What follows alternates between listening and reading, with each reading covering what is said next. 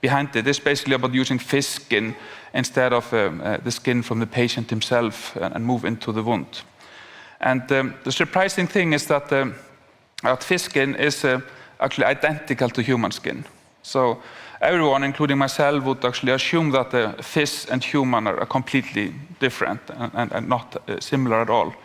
But actually there is this organ, actually the largest organ in the human body and the largest organ in the fish is the skin, and it's actually identical. So the only difference is basically that the fish has scales, and those scales they have developed into hairs in the human body. Otherwise it has epidermis, dermis, subcutaneous tissue. It has the same amino acid chains in the proteins. It has elastin, glycans, fats. It's identical to the skin in the human body. And what we do is that we use a proprietary patented process to clean the skin, keeping it intact. We don't destroy the three-dimensional structure. We don't wash out the fats. We just make it white and nice. And then actually it's sterilized. It's given to the doctor.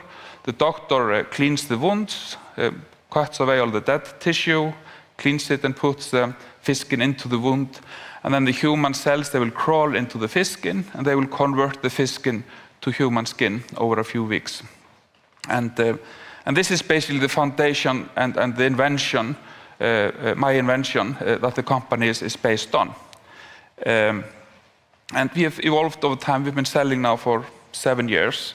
And we've actually differentiated the product portfolio. So we have 4 different products. 2 of them are for the outpatient market, heilsugæslu, and 2 of them are for inpatient or hospitals. One for burns and another one for surgical wounds.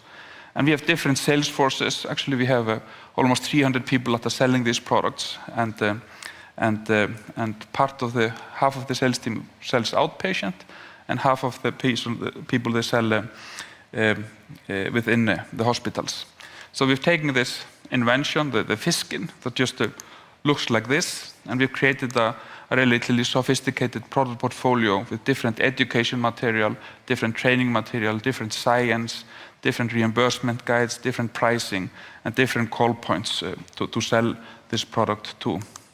And here is a photo that shows better how the segments fall and the different brands that we apply for the outpatient and inpatient. So the Marigen and the Shield brands are used for the outpatient market. That's where it all started, with the diabetic wounds. Then we actually entered the burn market with a brand called Graft Guide. There the sheets are much bigger, but the per square centimeter price is lower, different reimbursement pathway, different Medicare and CMS approvals. And then recently we created 2 new brands, Surgiclose and Surgiband, that are intended for implantable use and for use in the operating room. So this white sheet that you saw before was just sold as one brand 3 years ago, and then we have developed it and split it into more brands with different go-to-market strategies for all of these brands. And here are a few photos that show how the products are used. So this is an expandable product. So if you have like a circular surface, you can actually wrap it and it extracts and expands for tunneled wounds. For example, in the sacral, where people have pressure ulcers, it can be applied as a powder and then applied with the thumb into the hole in the body. And the mode of action is the same. The cells, the human cells, they will crawl into the fish skin and they will seek to convert it to human skin. And this is our latest product called Graft Guide. This is for burn wounds. The most common burns on people are actually on the hands, in the cooking industry, or in kitchens where people, especially in the developing world, are cooking on kerosene stoves. And this speeds up the operating time on closing the wound. For example, in the US and in the Western world, actually, it's in the operating room, it's charged per minute. And there is a team of doctors there, nurses, and 10 or 15 people work in the operating room, so every minute is expensive, and this speeds up actually the time of treating the wound. But it's all based on basically using the fish skin, which is a byproduct from the food industry.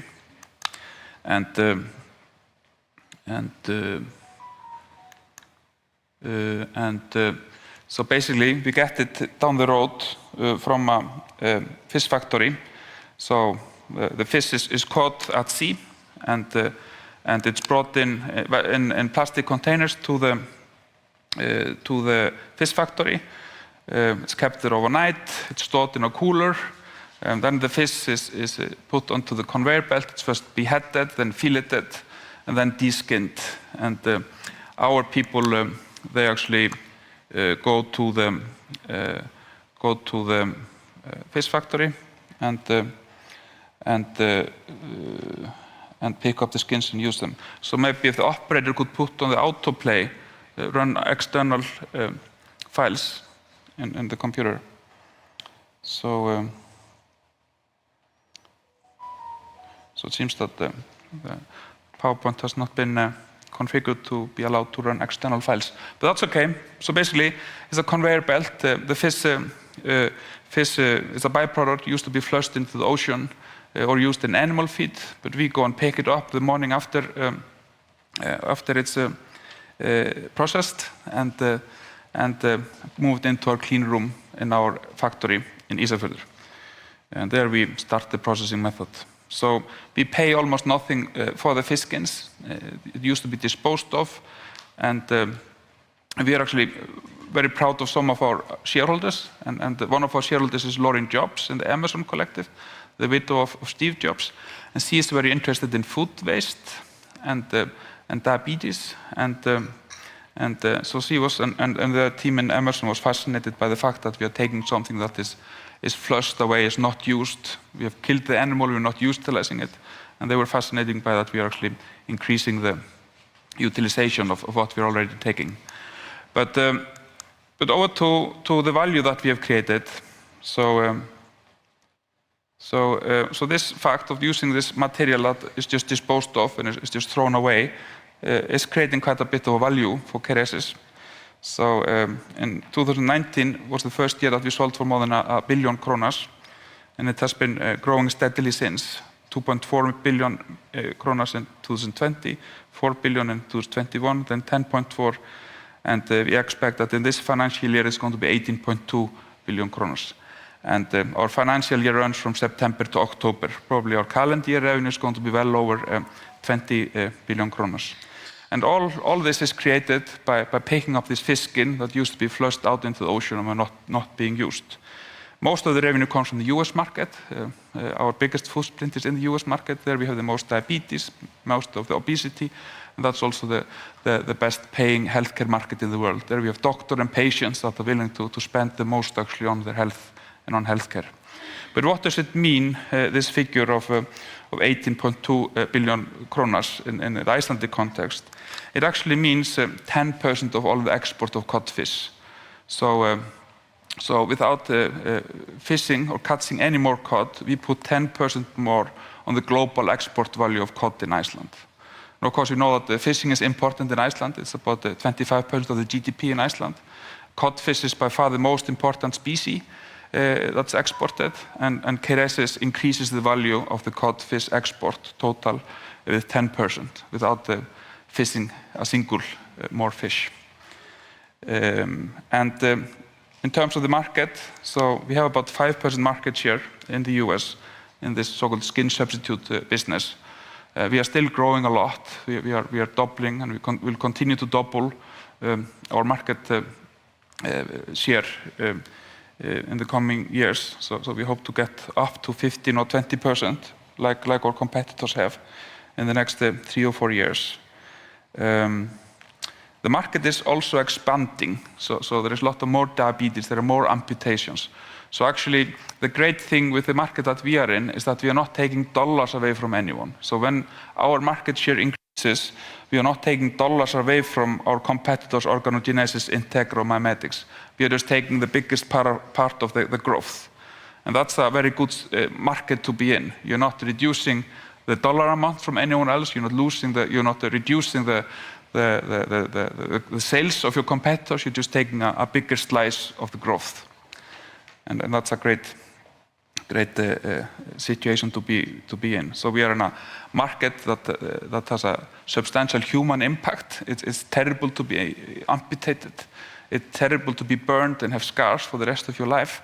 And we have a huge impact on people's life. We are using this waste product and creating a valuable product out of it. And we are really managing to penetrate the market. And as Ásta Sól mentioned, and we are one of Europe's 1,000 fastest growing companies. And I think we are number 4 or 5 of the companies, the healthcare companies in Europe in terms of growth. And things like this being on a list like this is really good, of course, for the self-confidence of the employees of the people, but it's also very good for the self-confidence of our shareholders. And we have over 300 shareholders, and this is a great success story actually to share with them. So about 1/3 of the company is owned by myself and staff and members of our founding team, and 2/3 are owned by different shareholders. I think we have about 300 shareholders currently. But in summary, where we are, so we are about 500 employees, actually a little over 500. I think we sent out a weekly newsletter. I think we sent last Friday our newsletter to 514 employees. Our revenue in the last financial year was 10.4 billion kronos. We expect it to become 18 in this financial year, about 20 billion in this calendar year, which well exceeds being 10% of the export value of cod from Iceland. We are impacting a lot of lives, as I mentioned. Last year, our product was used to treat about 20,000 patients, most of them in the US. Products that don't sell themselves automatically, so it's not valuable to have a great technology if there is no promotion. And promotion and sales is, of course, extremely important. And we did participate last year on 150 trade shows. We have actually Gróska here, our VP of Marketing and Products. And he runs that trade show program. So we have multiple trade shows and meetings every week, and we have a team that takes care of them. Most of them are in the US, but also in Europe. We are selling to about 450 facilities in the US. Some of these are small mom-and-pop private offices in the outpatient space, but a growing number of these customers are actually hospital systems. So we have entered into contract with so-called group purchasing organizations in the US that many big hospitals are members of, and that opens up for us hospital systems all around the US. So the acceleration of our growth is not only that we are getting more customers, but we are getting much bigger customers. And it's also cheaper to sell to big customers than small customers. You get bigger sales with the same effort. We did produce 2.8 million square centimeters of fish skin in our factory in Ísafjörður. That's about, if I remember correctly, about 4 football fields. So that's quite a bit. But it's actually not a lot of fish. It's only 0.01% of the Icelandic cod fish that is caught. So we are only using about 20 or 30,000 fish. So we are never going to be a huge buyer of cod fish skin in Iceland. We are not going to be the company that is going to cause fish skin to be a valuable product for the fish processors. We are only going to take a small portion of them. So if we would get 100% market share, which of course we are not going to get, we would still be using less than 0.5% of all the cod fish skins in Iceland. So it's a high value product. We sell our average price per device is about $600. And as I mentioned, we sold products to treat 20,000 patients last year. We are focused on research and development. We need to develop new generations of fish skin. So our patent will expire in about 8 years' time. That's the generation 1 of our patents. And then we need to have generation 2 out there with new features and new benefits for the patient and the healthcare provider. And we will do that, and we will patent that. So when our patents expire from generation 1 product, nobody will be using the generation 1 product. Everyone will be using the patented generation 2 product. And by that, we will continue to protect the marketplace. Nobody wants to use the old iPhone. Everybody wants to use the new iPhone. There might be some providers there or manufacturers that will start manufacturing fiskin, but that will be an inferior product made under the Generation 1 methods. And that might go into a cheaper part of the market, maybe some overseas, but it's not going to be attractive for